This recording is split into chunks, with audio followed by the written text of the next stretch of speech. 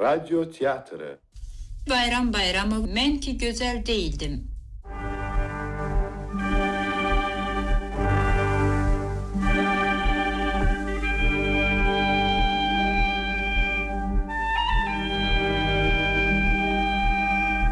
Yaz gelmişti.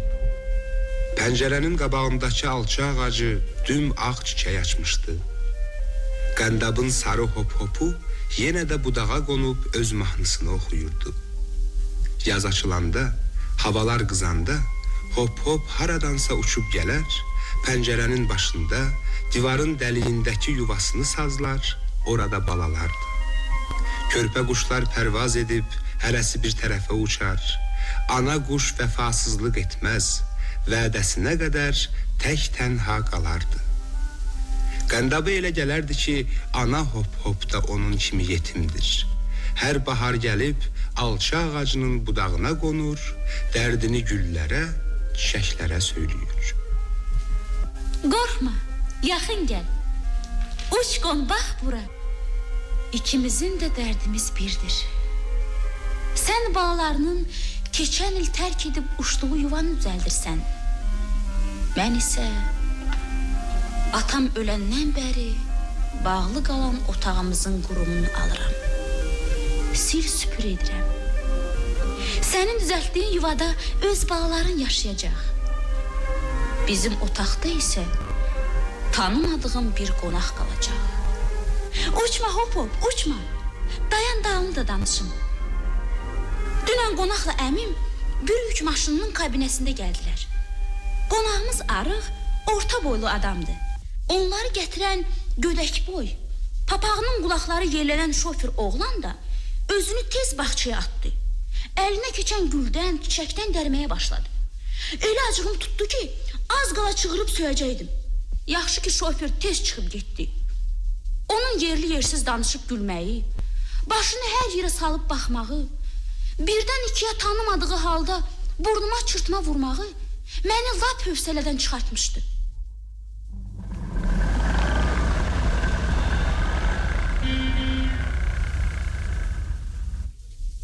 Budur, bax yenə də gəldilər. Buyur Çingiz. Xahiş edirəm, özünü dünənki kimi yad hesab etməyəsən. Su ki qaba girdi ha, oldu içməli. Öz evindir. Çox sağ olun Qurban əmi. Ay qız, Qəndab. Bəli, əmi.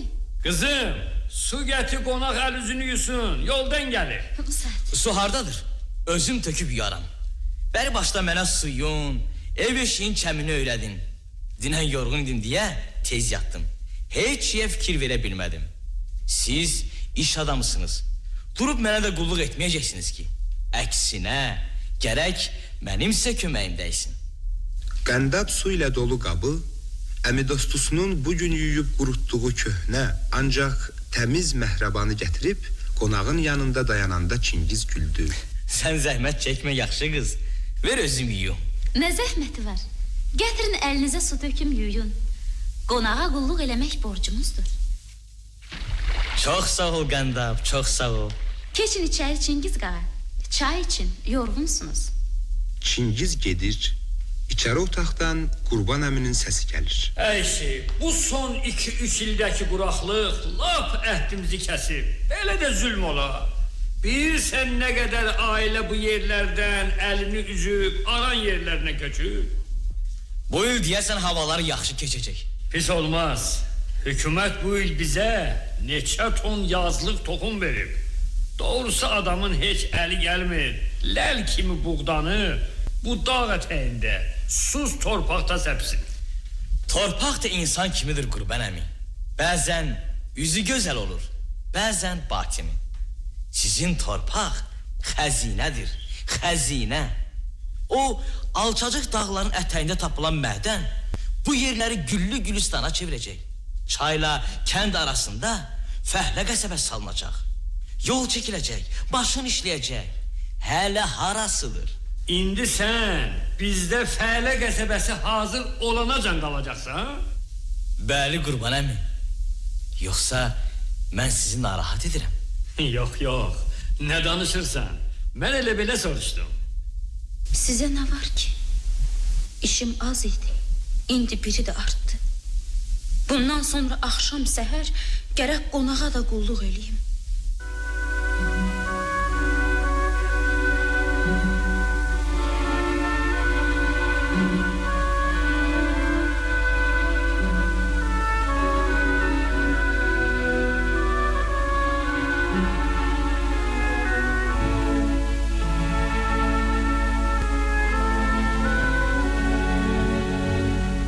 Çingizin Qurban əmigildə kirayənəşin olması bütün ailəni sevindirirdi. O ilk gündən ailəyə qaynayıb qarışdı. Bundan ancaq Qəndab narazı idi. Ne olup kızım? Gözüme bir təhər dəyirsən. Əmican, anam rəhmətə gedəndə mənim 4 yaşım vardı. Məni xalam istədi öz yanına aparsın. Sən razı olmadın. Ailənizin böyük olmasına baxmayaraq məni götürüb saxladın. Qurban olum sənə əmi, məndən incimə. Mən əziyyətimə görə demirəm. Ancaq özgəsinə qulluq etməyi ailəmizə ar bilirəm. Evimizde kalır kızım, konağımızdır. Borcumuzdur ki hürmet eləyək, göçək balam. Özünə qulluqçu tutsun, pulu yoxdur. Kənardan baxan bize ne diye? Demezler ki bir konağı yola vermirlər. Eğer yorulursansa əmdostun kömək eder. Yazıq həm dostum necə kömək etsin? Onun işi azdır. Səbr elə kızım, səbr elə. Əmican, mənim səbrim böyükdür. Ancaq mən bilirəm Çingiz qağanın bizdə qalmağı sənə köməkdir. Çünki hökumət bizə aylıq kira haqqı verir. Ancaq Elə demə kızım, iş kira hakkında değil. Düzdür, o da köməkdir. Amma mesele başkadır. Her gün yeni ağ çadırlar kendimizin yanında köbelek kimi dikelip çoğalır. Böyük maşınlar arası kesilmeden özüne yol aça gelir. Cemaat biraz evvel el üzdüğü məhsulsuzluqdan şikayet elədiği kendimizin torpağı tükenmez mədəni hakkında iftixarla ürək dolusu danışır. Deyirlər ki torpağımız ləldir, dağlarımız şüş qızıldır. Hatta səs-səsə verib deyirlər, burada o kadar demir var ki bütün ölkələrin demirindən 10 qat çoxdur. Kimisi de ürəyi atlana danışır ki hele kızıl gülüş de var. Bax, o böyük dağın altı kızıl xəzinəsidir. Söhbət gedir ki 4-5 ayın içinde burada büyük bir şehir salınacak. Konakların hamısına orada menzil verilecek. əmi, kim nə deyir desin, ancaq mənim bircə arzum var. Mənzillər tez tikilsin. Qonağa qulluq etməkdən canım qurtarsın. O ili yaz da yaxşı gəlmişdi. Havalar xoş, yağmur qaydasında idi. Elə bil adamlar da büsbütün dəyişmişdi. Hamının üzü gülür. Bircə mənim üzüm gülmür.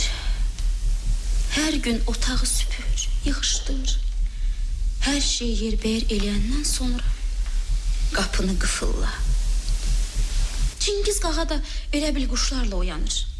Səhərin gözü açılmamış qalxır. İş paltarını geyir. Enli həsir papağını gözünün üstünə basıb evdən çıxır. Həmin şit, həmişə dişi ağaran, ancaq mənim üzümə baxanda qaşqabağını töküb gözlərini bərəldən şofer Məzahir hər səhər gəlib onu maşında aparır.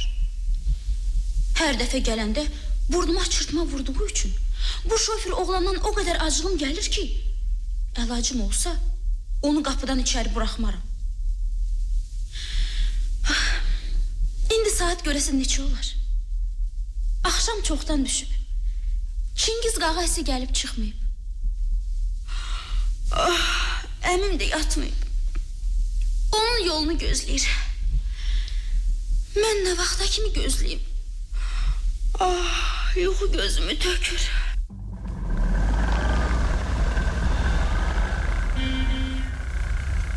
Salam ay ev yiyəsi. Salam, hoş geldin.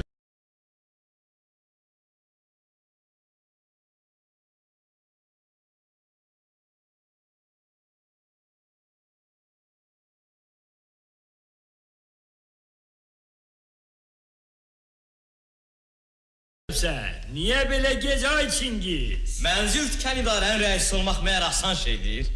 Özünə fikir ver ay oğul. İş həmişə var. Paho, cırtdan da yatmayıb ki. Bu da kənd cəmaatından şey öyrənib. Cırtdan. Gərək yataydın cırtdan. Səhər tezdən çıxıb rayona getmişdim, material almağa ləngidim. Hə, görürəm cırtdan yuxusuz qalmısan, hə? Ona görə də əlimdən yanıqlısan. Hə, nə olar ay Çingiz? Sən də bizim uşaqlardan biri. Çox böyük iş olmayıb ki. Əlbəttə qurban əmi. Mən özümü bu evin adamı bilirəm. Elə də olmalıdır oğlum. Sənin nə yaşın var? Bizim qəndabdan 5-6 yaş böyük olarsan da. 5-6? Təəccüb edirsən qəndab, hə? Sənin 16 yaşın var, mənim isə 22. Aman Allah, mən elə bilirəm bu məndən 20 yaş böyükdür. Qurban əmi ilə Çingiz eyvanda əyləşib yuxulu kəndin üstünə çökən aydın, ulduzlu göyə baxa-baxa çay içirdilər. Sonra Çingiz şofer Məzahirin bayaq gətirib artırmada qoyduğu bağlamanı açdı. Oradan bir torba konfet çıxartdı. Bunu uşaqlara almışam qəndab. Yuxudan duranda paylarsan onlara. Bu isə 2 əl sabunu, 2 paltar sabunu. Burada isə qənd çay var. Bunlar da götür. Bu nə xəcalətli bizə verirsin ay Çingiz. Bax inciyərəm ha. Siz belə ayrı seçkilik qoysanız, mən dinciyərəm qurban əmi. Bayaq özünüz dediniz ki, mən də bu ailənin bir üzvüyəm. Hara getdin cırtdan? Bir bura gəl görün. Ayağının ölçüsünü bilmədim deyə gözə yaralmışam. Bir giy görək necə olur? Nə qəşəng çəkmələrdir. Ayağına yaxşı olur mu qəndə? Yaxşıdır. Bir balaca laxdır. Çox sağ ol Çingiz qağa. Ömrün uzun olsun. Dəyməz qəndə, dəyməz. Böyük şey deyil ki. Sən mənim üçün o qədər əziyyət çəkirsən. Əziyyət çəkirsən. Böyük şey deyil ki. Deməli, bu məni özünə qulluqçu hesab edir. Qulluğumun haqqına çəkmə alıb.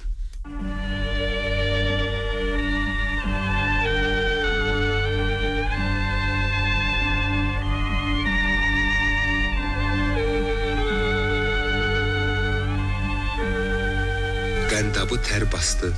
Özünü saxlayıb otağa keçdi. Çəkmələri çıxarıb Çingizin taxtının altına atdı. Onun yatağını rahatlayıb öz otaqlarına getdi. Yerinə girib doyunca ağladı. Ertəsi gün qəndab hamıdan gec oyandı. Könülsüz də olsa qonağın otağına getdi. Yerini yığdı. Ürəyi tab gətirmədi. Çəkmələri çıxarıb baxdı. Ancaq yenə yerinə atdı. Bayırdan qəndabın xalası qızı Qönçənin səsi eşidildi. Az qəndab, evdəsən? Bu canı yanmış. Qonağın evini nə yaxşı yığışdırmısan? Sənin də işin elə güzgünlə olsun. Gələn kimi niyə güzgünün qabağına keçdin? Qəndab, kaş sənin bu qara iri gözlərin, yanaqlarını döyən otu taş kirpiklərin, bir də çatma qalın qaşların məndə olaydı. Dünya gözəl olardım.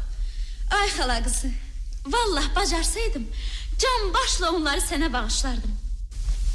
Onsuz da onlar mənə gərək deyil Qönçə.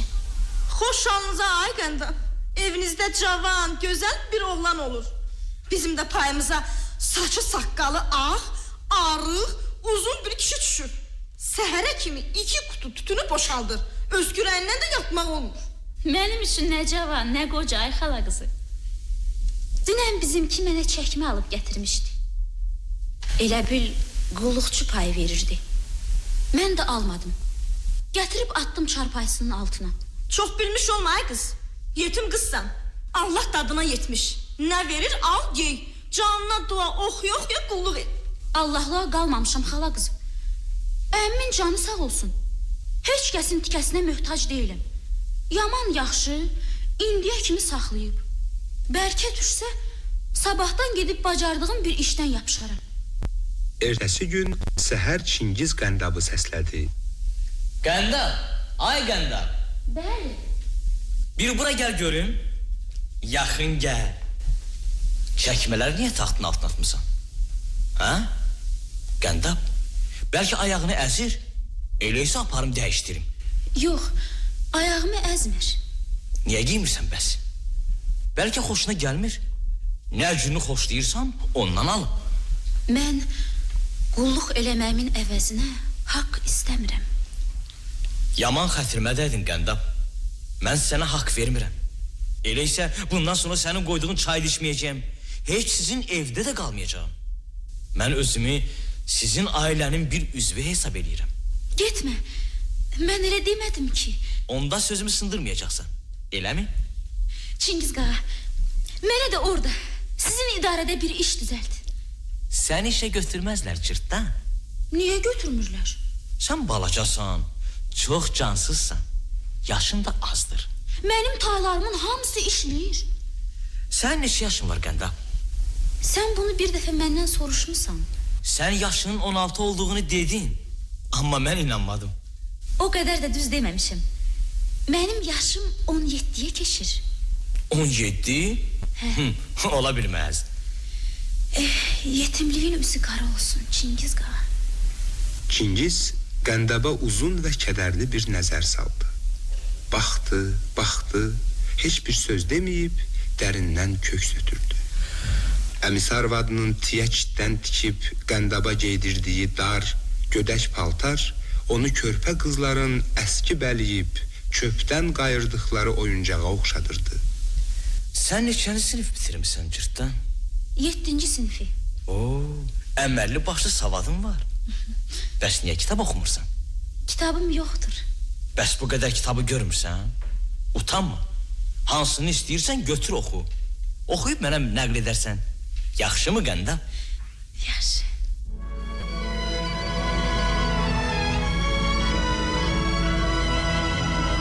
Qəndab kitabları aldı. O gündən meylini kitablara saldı. Xalası qızı Qönçə də axır vaxtlar tez-tez onlara gələrdi. Qəndab oxuduğu kitablardan Qönçəyə vəcdlə danışardı. Bir gün Çingiz evə gələndə ilk dəfə Qönçəni gördü. Xalan qızı harda işləyir Qəndab? Başqa kənddə 10-cu sinifdə oxuyur. Yaxşı qızdır. Çox mehriban qızdır. Mən onu xalamdan da çox istəyirəm. Qönçə də qonaqla getdikcə daha çox maraqlanırdı. Qəndab qonaq haqqında bildiklərini həvəslə ona danışırdı. Xala qızı, o gün Çingiz səni xəbər aldı. Dedi ki, yaxşı qızdır. Az doğrudan? Yalan deməyəcəyəm ki. Bura bax Qönçə.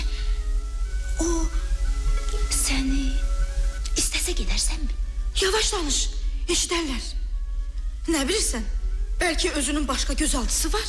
Əgər olmasa, səni istəsə. Sənə qurban olum xala qızı. Bu barədə heç kəsə bir söz demə. Yaxşı mı? Burada gizli nə var ki? Sən hər şeyi bilmirsən axı, xala qızı. Nə qədər ki ortada bir şey yoxdur, lazım deyil. İxtiyar onundur. Qönçə, kaş Çingiz səni sevəydi. Səninlə evlənəydi. Mən də sizinlə bir yerdə yaşayardım. Çingiz mənim həqiqi qardaşım olardı. Belə gözəl, açıq ürəkli, mehriban yeznə ilə fəxr edərdim. Qönçə, kaş sizin toyunuzu görəydim. Vallahi bu saat bundan böyük arzum yoxdur.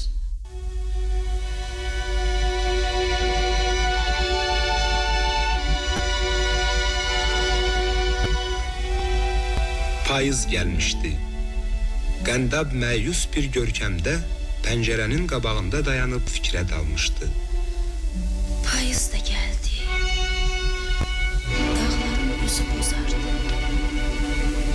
Bağçamızdan vəfalı hop-hop da uçub getdi.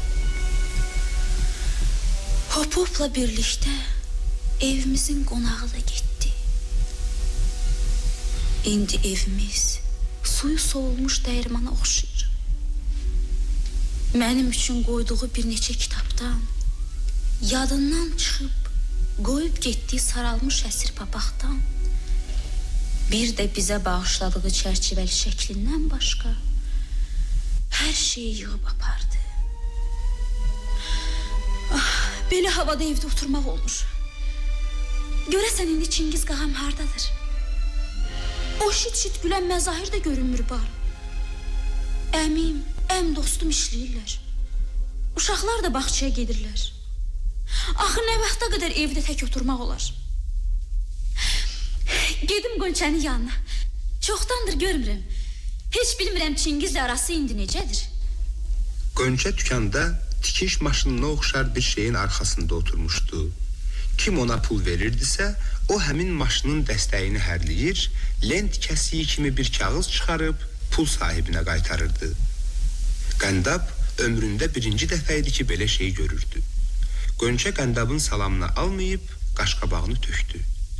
Görünür işi çoxdur, biraz gözlüyüm deyə düşünən qəndab yaraşıqlı dükana göz gəzdirdi.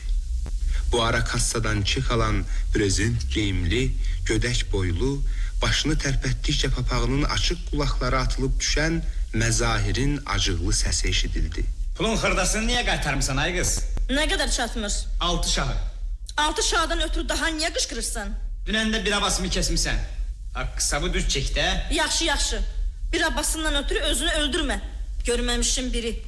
Nə pis oğlandır ay Qönçə. Bir Abbasıdan ötürü dava eləyir. Sənə vara-vara burada nə gəzirsən? Çıxıb getsənə. İndi nə istəyirsən? İndi cəmaata nə xəbər yaymaq fikrindəsən? Xəbərçinin biri. Çəkil get. Mən kimə nə eləmişəm ay xala qızım? Canına dərd eləmisən. Bəlkə elə bilirsən, mən sənin yanına bir ehtiyac ucundan gəlmişəm. Bəlkə adamların yanında məni özünə yaraşdırmırsan. Nə istəyirsən az? Evimi yıxdığın bəs deyil. Bir dilin də çıxır. Mən kimlə nə danışmışam? Nə demişəm?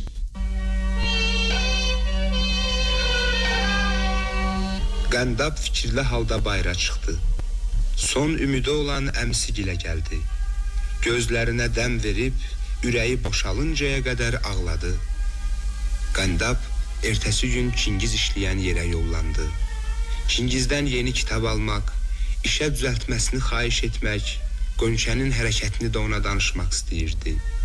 O Çingizi tapmadı. Bikef halda geri qayıtdı. Görünür, dünyada ən bədbəxt adam mənəm. Atam öldü. Anam öldü. Bu yandan da boy yox, can yox, qüvvət yox. Yaxşı savad, bilik də yox. Ömrümün axırına qədər elə belə mi qalacağam? Həmişə onun bunun əlinə mi baxacağam? Nə vaxta qədər evdə oturub uşaqlara nağıl danışacaq?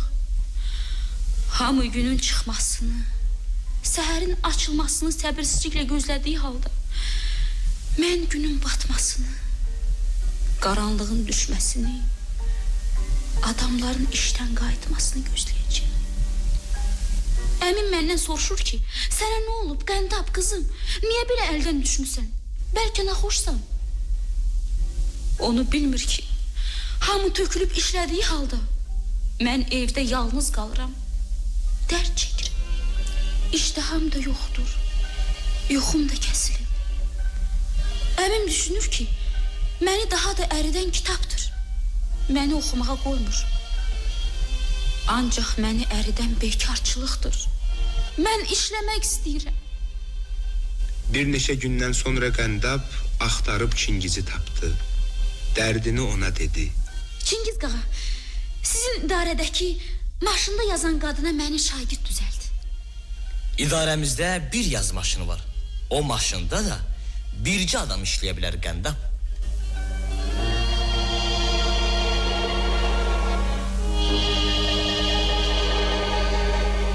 Bu cavabı eşidən Qəndab daha heç bir söz deyə bilmədi. Çingizin səsində ona xas olmayan bir quruluq, bir rəsmiyyət hiss edən Qəndab yerindəcə donmuşdu. Çingiz Qəndabın nə deyəcəyini gözləmədən tələsik ötüb keçdi.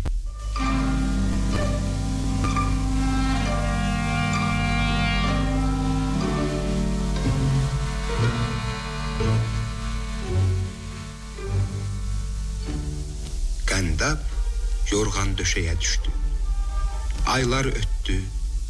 Bir zaman Qəndab başını qaldıranda pəncərədən baxıb alçanın çiçəkləndiyini gördü.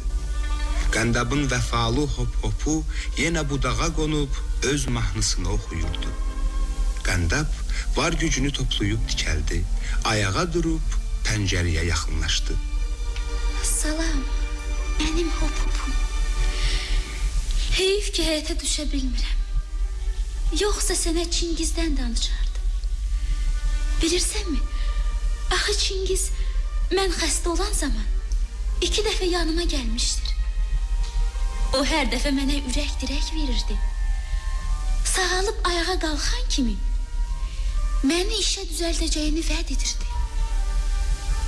Amma qışın qarlı çoğunlu bir günündə xalam qızı Qonçə də yanıma gəlmişdi. Çarpayıma yaxınlaşıb əlini alnıma qoymaq istəyəndə kənar elədim. Üzümü çevirdim. Onun dükanda sinəmə çəkdiyi dağın göynəltisi heç vaxt yadımdan çıxmayacaqdır.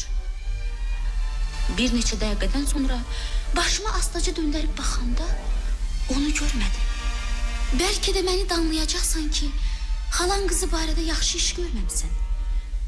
Bəlkə də elədir Hopo. Amma ürəyimi yumşalda bilmirəm. Məndən asılı bir şey yoxdur. Mən sonra öyrəndim ki, o vaxt Çingizlə onun sevdası baş tutmayıb. Oğlan onun xasiyyətindən razı qalmayıb. Tamahkarlığı, özündən razılığı, bir də yerli yersiz qısqanclığı oğlanın xoşuna gəlməyib. Kənd yerində xəbərin yayılması, yanan kibritin quru küləşə vurulması kimi bir şeydir. İndi kənd yerində Qonçəni danlayır, ona gülürlər. İlk məhəbbətin nakamlığının nə qədər ağır olması barədə mən çox oxumuşam. Ancaq bu işdə heç bir günahım olmadığı halda mənim sınıq könlümün üstünə bir çaylaq daşı da salıb cilik-cilik eləyən adamı necə bağışlaya bilərdim?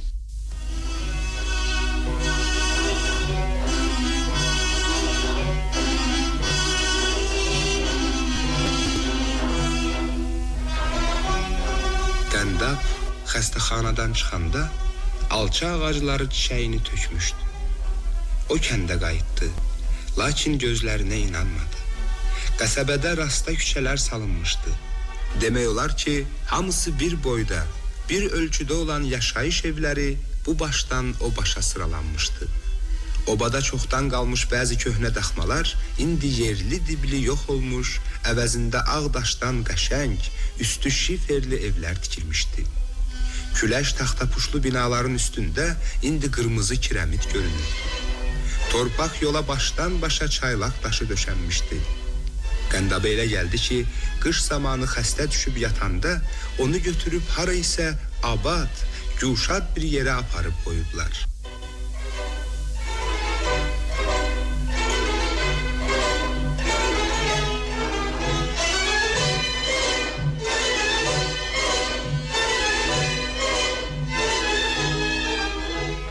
Gör kəndimiz necə gözəl olub, necə gözəl olub. Dağ da, torpaq da dəyişilib. Hamı iş görür. Bircə mən işləmirəm. Sağalıb ayağa qalxan Qəndab bir gün kənd poçtunda paştalyon vəzifəsinin boş olduğunu eşidib ora gəldi. Onu kənd soveti sədrinin yanına apardılar. Az, cırtdan Qəndab deyilsən? Bəli, Qəndabam. Biri cırtdan olar, biri də sənin qızın kimi at bala xanım. Vay səni yerə qoyuluyum. Ay çox bilmiş. Ay Şiriney. Gəlsənə bu çox bilmişi paştalyon qoyasan. Ay Sədi, bunun bir qarşı boyu var. Şirin, ona baxma. Çox bilmişliyindən boyu çıxmır. Elə bilirsən uşaqdır. Nadiri taxta görür. Əşim, bunun yaxşı var, soğuğu var, palçığı var. Biz ki şeydir, sancılıb qalar palçığın içində. Qalıb eləmərəm. Şirin dayı, əmmin canı üçün necə desən elə işlərəm. Cansız olmağıma baxma. Yaxşı. Gez hazırlaş iddia. Sabah tezdən gəl. 1-2 gün poçtu daşıyarsan, əgər öhdəsindən gəlsən, əmrini verərəm. Günəş qalxıb təmiz üfüqün mavi sinəsindən asılmışdı. Dağlar, düzlər, meşələr elə bil günəşə baxıb gülümsəyirdi. Pəncərələr günəşə güzgü tutmuş kimi parıldaşırdı.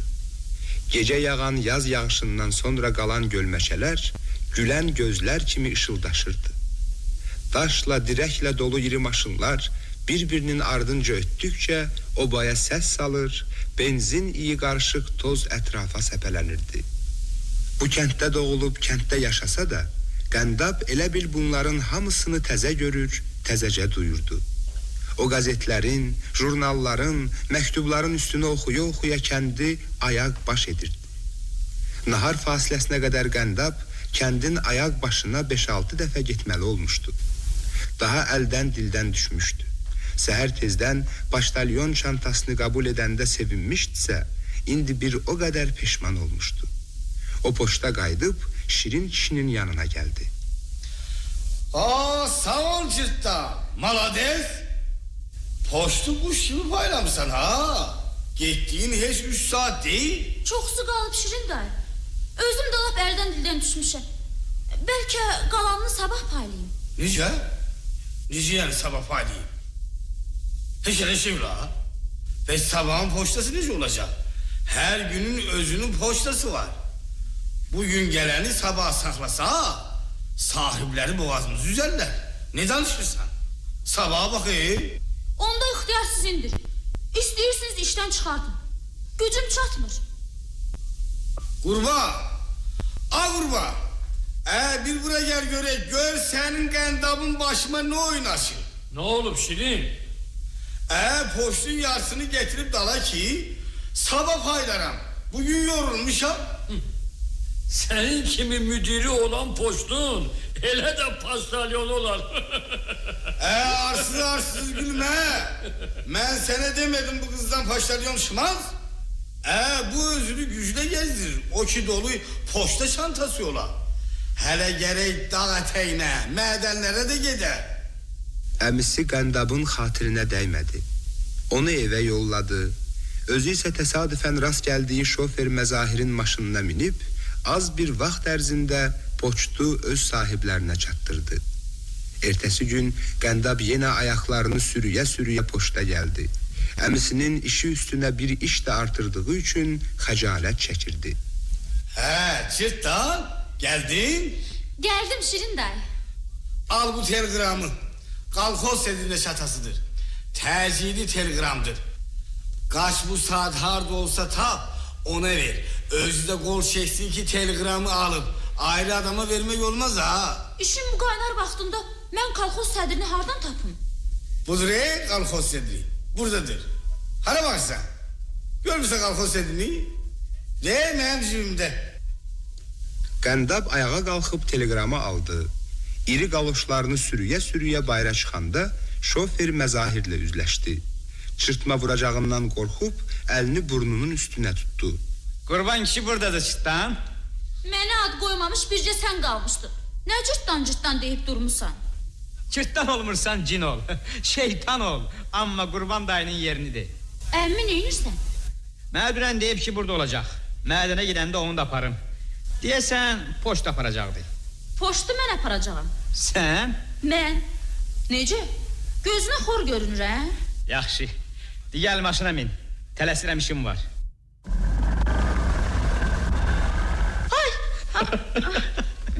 Ne oldu? Ay yazık. Başım beş mi değdi? Sen işe koyanın ağlı yoktur. İşe qoyan neynəsin? Sən maşını pis sürürsən. Tələsirəm axı, ay qaşən qız.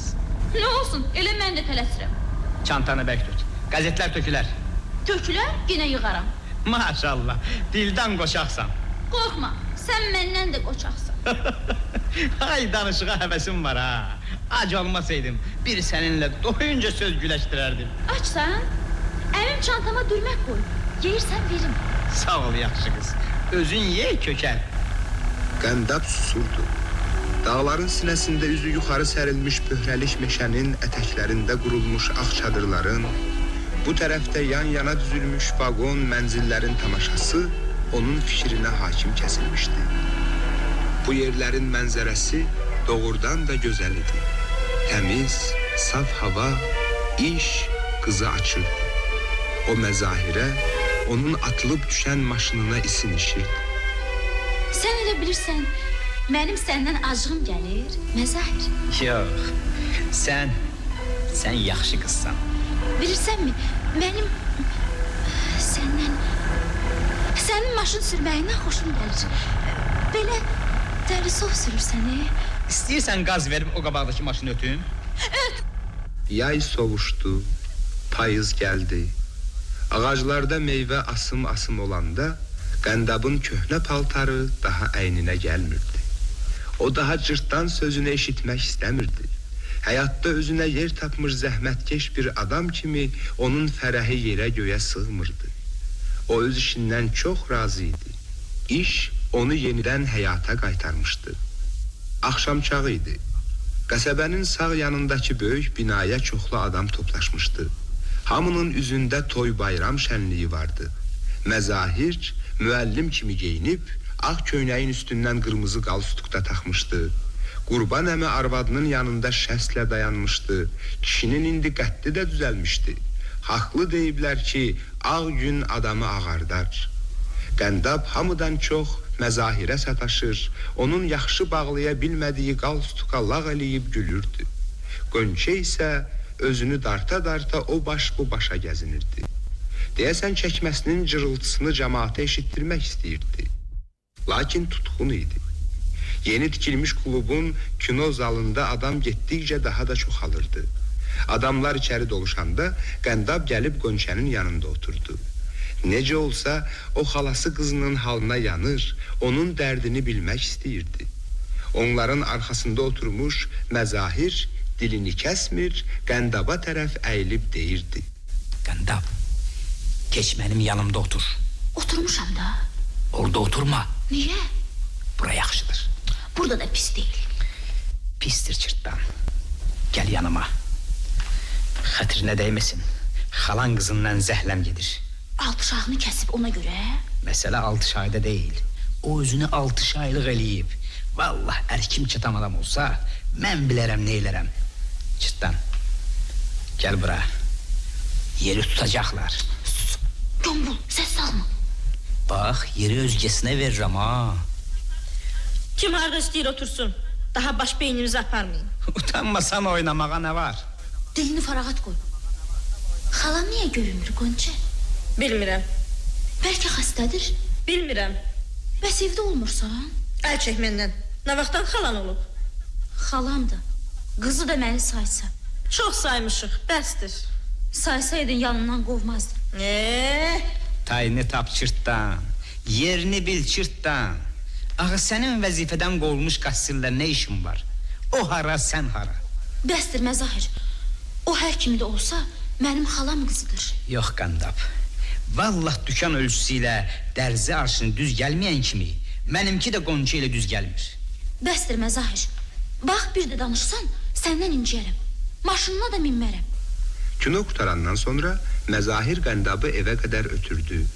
O təzəcə ayrılmışdı ki, Qəndab Qönçənin səsini eşidib ayaq saxladı. Ay əməl dağarcığı, elə bu iş qalmışdı başıma gətirməyəsən? İndi də məni gedə-güdə dilinə salmışsan? Mən şofer tay düşüyəm? Ay xala qızı, əmmin ölmüşünə heç gümanım da çatmaz.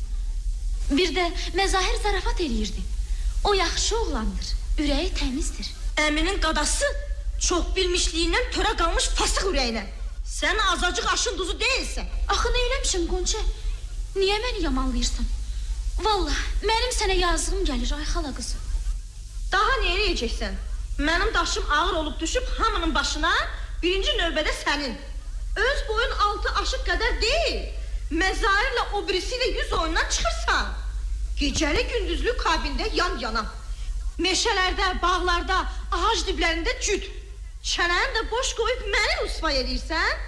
Mənim dərdim heç kəsə qalmayıb. Özüm bilərəm. Qəndab evə gəldi. O Qönçənin fikri nə edir? Çıxış yolu axtarırdı. Əgər o özünü adam kimi aparsaydı, Çingizlə uluzu barışardı. Gözəl bir ailə qurardılar. İndi onunla gedərdi. Bizi əbədi olaraq o gözəl insana bağlardı. Belə bir qohumluqla fəxr edərdik. Əgər Əgər xalam qızı öz gözəlliyinə, qamətinə, boy buxununa qiymət versəydi, özü də xoşbaxt olardı. Bizi də sevindirərdi. Daha qəsəbə tikili başa çatdırılıb. Yəqin bir neçə gündən sonra Çingiz qağa çıxıb gedəcək. Gözdən iraq, könüldən uzaq. Get-gedə bizi də yaddan çıxardacaqdır. Boynun sunsun Qonçə, açılmamış soldun. Ağılsızlığının ucundan, tamahkarlığından öz evini yıxdın. Həm özünü bədnam elədin, həm də bizi başı aşağı. Bir neçə gündən sonra Çingiz başqa yerdə inşaat işinə keçirildiyi üçün qəsəbəni tərk etməli oldu. Kənd əhli onu doğma bir adam kimi yola saldı. Lakin onun tikdiyi evlər bu kəndin yaraşığı oldu. Yandırdığı lampalar isə mənzilləri nura boyadı. Qəndab onun tikdiyi məktəbin işıqlı sinifində oturub öz təhsilini davam etdirirdi. O gündüzlər işləyir, axşamlar kəndli gənclər məktəbində oxuyurdu. Onunla bir sinifdə oxuyan Məzahir Qəndaba daha yaxın idi. Bir dəfə Qəndab evdə misal həll eləmək üçün dəftərini açanda gözlərinə inanmadı. Orada Məzahirin əli ilə yazılmış belə bir məktub vardı. Sənə sözüm var Qəndab, utanıram deməyə. Əgər o sözü açmağa razı olsan, sabah yenə də dəftərini mənə ver.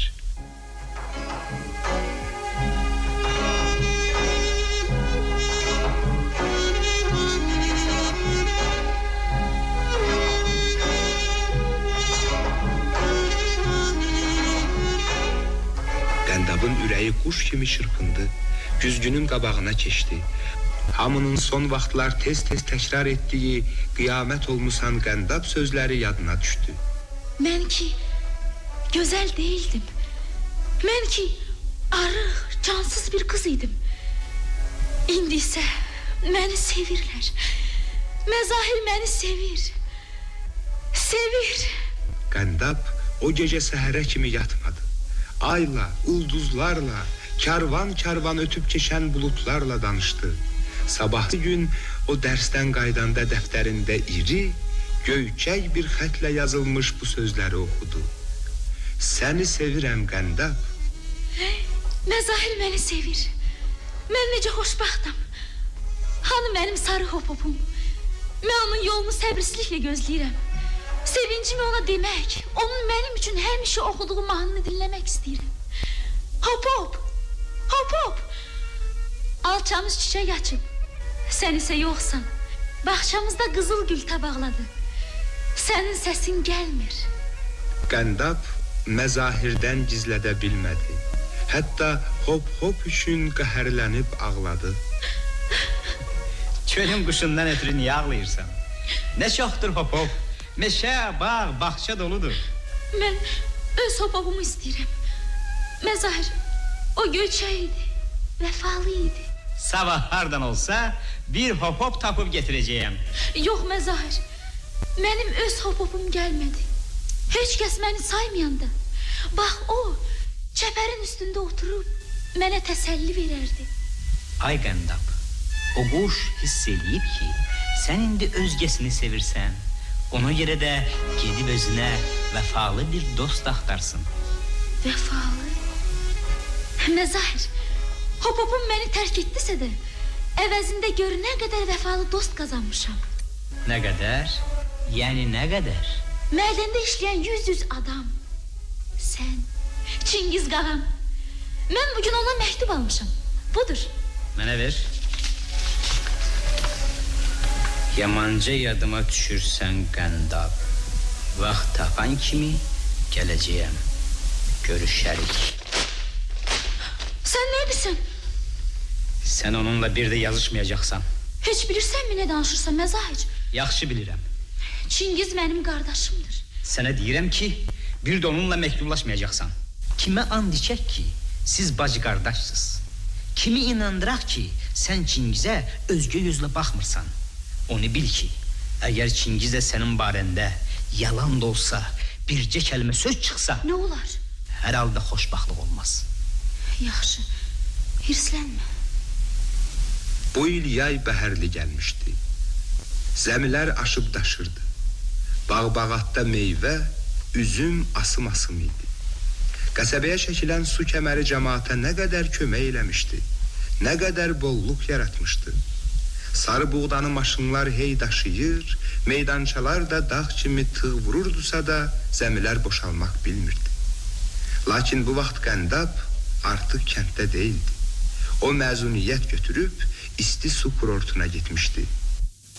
Bir gün Qəndab bir dəstə qız ilə Ceyran bulağına gəzməyə çıxmışdı. Şehli çəmənlikdə gəzib dolanandan, dəstə-dəstə çiçək toplayandan sonra bulaq başında yenicə süfrə açmışdılar ki, dağın sinəsi ilə iki atlının bulağa tərəf qalxdığını gördülər. Atlılar yaxınlaşdılar. Bir atın üstündə çəpəki oturan adam Qəndaba tanış gəldi. Bu Çingiz qağa idi. Cırtdan, sənsən? Mənəm Çingiz qağa. Lap gözəl, boylu buxunlu bir xanım olmusan ay Cırtdan. Nə yaxşı gəldin Çingiz qağa. Məzuniyyətə çıxmışam. Yenə buraya gəlmişəm. Bir ay buralarda gəzib dincələcəyəm. Lap yaxşı Çingiz qağa. Günlərimiz daha xoş keçər. Çingiz özü ilə gözəl kitablar gətirmişdi.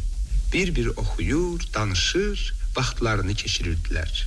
Qurban əmini, məzahiri özündən arxayın etmək üçün Qəndab Çingiz qağanın da buraya gəldiyini evə yazdı. Fəvvarənin yanında bulaq başında Çingizlə birlikdə çəkdirdiyi şəkillərdən də əmsigilə göndərdi. Bir gün səhər Qəndab Çingizlə görüşən zaman ona Qönçədən söz açdı. O barədə mənə daha bir söz demə. Keçmiş olar Qəndab. İndi mənim özgə niyyətim var. Əgər baş tutsa. Ona niyyətdir Çingiz qağa? Gəl bir şərt kəsək Qəndab. Nə şərt Çingiz qağa? Bundan sonra mənə qağa demə. Sən də mənə Cırtdan demə. Dayan. Sənin parmağında gözümə bir parıltı deydi. Qəndab, bu nədir? Üzük. Kimindir Qəndab? Məzahirindir qağa. Mübarək olsun Qəndab. Sizə xoşbaxtlıq diləyirəm. Bəs bunu ne üçün indiyə qədər mənə deməmsən? Məktub yazardım, telegram vurub Məzahiri təbrik edərdim. Utandın. Məzahir məhəbbətə layiq oğlandır. Qəndab, məni toyunuza çağırmasan küsəcəyəm. Vaxt sona yetirdi. 2 gündən sonra Qəndab kəndə yola düşməli idi. Elə bu zaman ona telegram gəldi. Təcili gəl. Qəndab necə yığışdığını, qapıdan necə çıxdığını özü də bilmədi. O rayonlarına gedən bir yük maşınının üstünə atıldı. Belə təcili yola düşməyindən Çingizin xəbəri olmadı. Qəndab rayona axşam çatdı. Hava bulutlu olduğu üçün qaranlıq daha tez düşmüşdü. Yaylağa nisbətən buranın havası bürkü idi. Qəndab tələsir, nəfəsi təngiyir, ürəyi sıxılırdı. O kəndə getmək üçün yolun bir kənarında dayandı və elə bu zaman Qurban əmini gördü. Əmican, sənə qurban olum. Rayonda nə işin vardı əmi? Şəhər xəstəxanasından gəlirəm qızım. Axı, nə olub ki əmi? Mən telegram... Xalan qızının üzü qara olsun bala. Qonçaya nə olub? Yazıq Qonça. Əmican. Kaş öləydi bala. Dünyanı qana çalxadı. Nə edib ki o əmi? Sən isti suda Çingizlə bir yerdə olduğumu yazmışdın? Yazmışdım. Şəkillə göndərmişdin? Bəli. O da gəlib düşdü xalan qızının əlinə. Kəndə haray təpib ki, Qəndab isti suda Çingizlə alışıb verişib. Yalandır. Böhtandır əmi. Məzahir bu böhtana inanmaz. Böhtan da olsa öz işini gördü. Bu xəbəri eşidən Məzahir heç kəsdən soruşmadan maşını sürüb bələt olmadığı isti su yoluna. Yolları da ki görmüsən. Bəs mən onu niyə görmədim? Nə vaxt buradan çıxıb? 2 gün əvvəl. Bəs hanı? Bəs harada qalıb? Maşını yolda aşırıb. Xəstəxanədədir.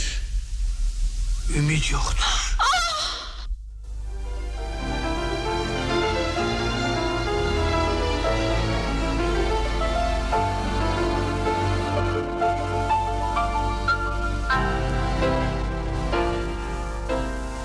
Mənim ilk məhəbbətim öz gülünü həmin payız tökdü. Mən onunla danışdıqca papağının qulağı yellənən, mənə cırtdan deyib burnuma çırtma vuran məzahirimlə həmişəlik vidalaşdım. İlk məhəbbətin əbədi yadigarı olan bu misal dəftərini isə mən indi də saxlayıram. Vərəqlər saralsa da, yazılar solsa da saxlayıram.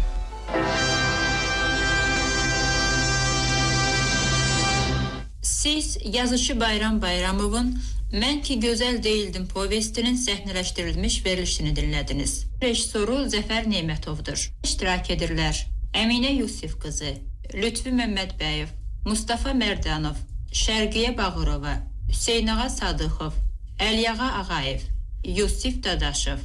Aparıcının sözlərini Aydın Qaradağlı oxuyur. Əsər 1959-cu ildə lentə alınıb.